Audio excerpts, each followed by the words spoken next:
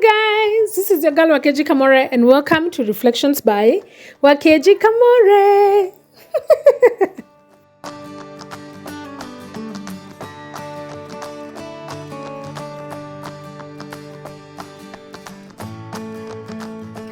We are currently going through the book of 1 Kings. Today we are going to be covering chapter 16 of this book.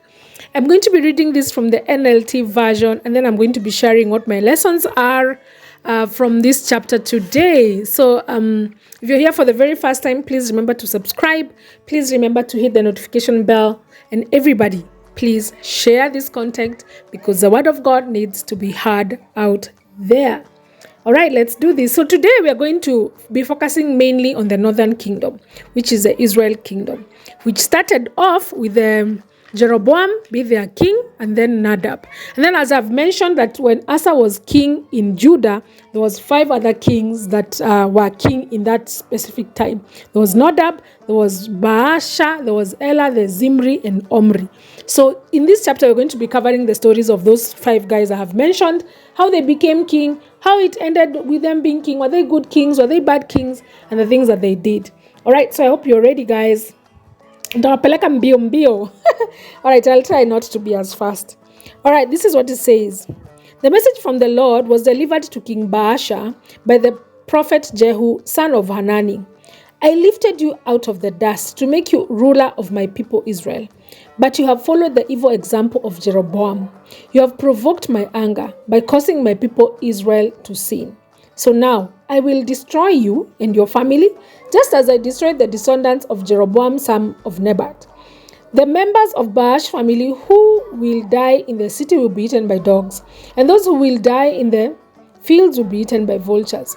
The rest of the events in Baasha's reign and the extent of his power are recorded in the book of history in the kings of Israel. When Baasha died, he was buried in Tirzah, and his son Elah became the next king.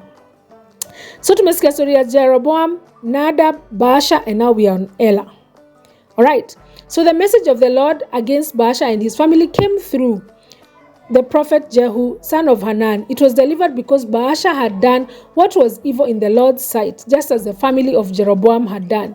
And now because Baasha had destroyed the family of Jeroboam, the Lord's anger was provoked by Baasha's sin. So Elah, son of Baasha, began to rule over Israel in the 26th year of King Asa's reign in Judah. He reigned in the city of Tirzah for only 2 years. Then Zimri, who commanded half of the royal chariots, made plans to kill him. One day in Tirzah, Elah was getting drunk at the home of Azra, the supervisor of the palace. Zimri walked in and struck him down and killed him. This happened in the 27th year of King Asa's reign in Judah.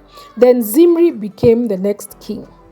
Zimri immediately killed the entire royal family of Baasha, leaving him not even a single male child. He even destroyed the distant relatives and friends. Sasa hivyo ndivyo mtu anaenda huko anafanya vitu zake, mimi nakuja na uliwa hapa kwa sababu mimi ni distant relative. Mimi msiniletee. You better be straight. So Zimri destroyed the dynasty of Baasha as the Lord had promised through the prophet Jehu. This happened because of all the sins Baasha and his son Elah had committed. Because of the sins they led Israel to commit. Unasikia hiyo point? If you lead other people to commit sin, chako kiko jikoni. They provoked the anger of the Lord and the God of Israel with their worthless idols. The rest of the events in Elah's reign and everything he did are recorded in the book of history of the kings of Israel. Zimri began to rule over Israel in the 27th year of King Asa's reign in Judah. But his reign in Tirzah lasted only 7 days. 7 days, guys. The army of Israel was then attacking the Philistines' town in Gibbethon when they heard that Zimri had committed treason and had assassinated the king, and that very day they chose Omri, commander of the army, as the new king of Israel. So Omri led the entire army of Israel up to Gibbethon to attack Tirzah, Israel's capital. When Zimri saw that the city had been attacked, he went into the citadel of the palace and burnt it down over himself, and he died in the flames. for he too had done what was evil in the Lord's sight. He followed the example of Jeroboam in all the sins that he had committed and led Israel to commit. The rest of the events of Zimri's reign for those 7 days and his conspiracy are recorded in the book of history of the kings of Israel. Alright, bado tunaendelea. Omri is now the king. But now the people of Israel were split into 2 fractions. Half the people tried to make Tibni, son of Ginath, their king, while the other supported Omri. Of course, this Zimri guy must have had supporters, so now they want to bring up their own king. Well, but Omri's supporters defeated the supporters of Tibni. So Tibni was killed and Omri became the next king.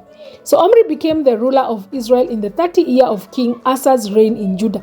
Hizi drama zote zikifanyika, King Asa bado ni king. And then please remember, King Asa did what was right in the eyes of God. And then in this other side, kings are just killing each other. They're just assassinating each other. They're just overthrowing each other. That's just the drama that is happening when you don't obey God. Omri began to rule in Israel in the 31st year of King Asa's reign in Judah. He reigned 12 years in all, 6 of them in Tilza. Then Omri brought the hill now known as Samaria from its owner. He bought it. So Omri bought the hill now known as Samaria from its owner Shemer for 100 pounds of silver. He built a city on it and called it the city Samaria in honor of Shemer. But Omri did what was evil in the Lord's sight, even more than the kings before him. He followed the example of Jeroboam, son of Nebat, in all the sins he committed and led Israel to commit. The people provoked the anger of the Lord, and the God of Israel the God of Israel with their worthless idols. The rest of the events of Omri's reign, the extent of his power, and everything he did are recorded in the book of the history of the kings of Israel. When Omri died, he was buried in Samaria, and then his son Ahab became the next king. Ahab, son of Omri, began to rule over Israel in the 38th year of King Asa. King Asa is still king, guys, as he reigned in Judah. He reigned in Samaria 22 years, but Ahab, son of Omri, did what was evil in the Lord's sight, even more than any of the kings before him. And as though it was not enough to follow the sinful examples of Jeroboam, alienda akaongezea mashida, akasema, he married Jezebel. Sasa hapa, things have gone south completely. The daughter of the king Ethbaal of the Sidonians, and he began to bow down in worship of Baal. I feel like, of all the idol worships, all the other gods that God detests, Baal is the one he detests the most. It's like Baal is like, I can't. God is just like, I can't.